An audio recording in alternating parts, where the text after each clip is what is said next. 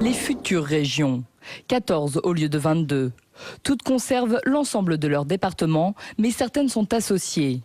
Ce nouveau découpage donne naissance à une super région avec la fusion Poitou-Charentes, Centre et Limousin.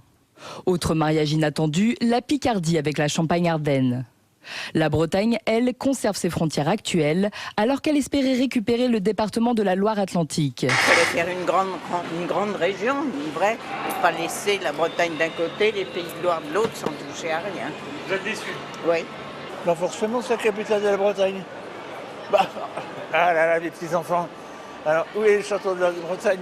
À Nantes ou autre part? Alors, ça tient pas debout. Beaucoup de bruit, beaucoup de résistance de la part des internautes, beaucoup de mécontents, de mécontentement. Pour certains, eh bien, ils estiment que ça ressemble à une scène de pugilat comme dans Astérix et Obélix. Sur les réseaux sociaux aujourd'hui, en ligne, eh bien, oui, c'est le cafouillage, le brouhaha.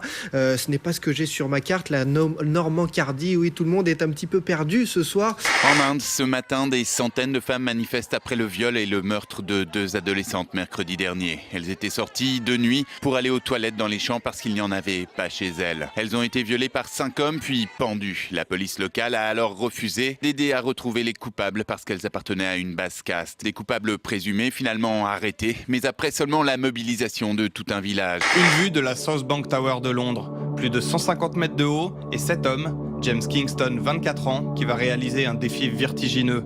Escalader une grue à proximité de l'édifice à main nue. Arrivé en haut, il se suspend à une main au-dessus du vide. Une performance à ne surtout pas reproduire. James Kingston, lui, compte bien recommencer. Sur son site, il a déjà publié le même type d'exploit dans d'autres villes du monde. Comme dans un film catastrophe, un incroyable nuage recouvre Téhéran. Une tempête de sable sans précédent qui a fait au moins 4 morts et une trentaine de blessés. En quelques minutes, la température est passée de 33 à 18 degrés. Et la ville a été plongée dans l'obscurité. En Allemagne, sur l'île d'Heligoland, se faire dorer au soleil peut s'avérer très dangereux. Il s'en est fallu de peu. Cet avion de tourisme est passé à moins d'1 mètre de ce vacancier endormi. Il faut dire qu'il s'est installé juste devant un aérodrome. Mais normalement, les avions ont consigne de passer 6 mètres au-dessus de la plage. Le pilote s'est platement excusé. Il a assuré qu'il n'avait pas vu l'homme allongé.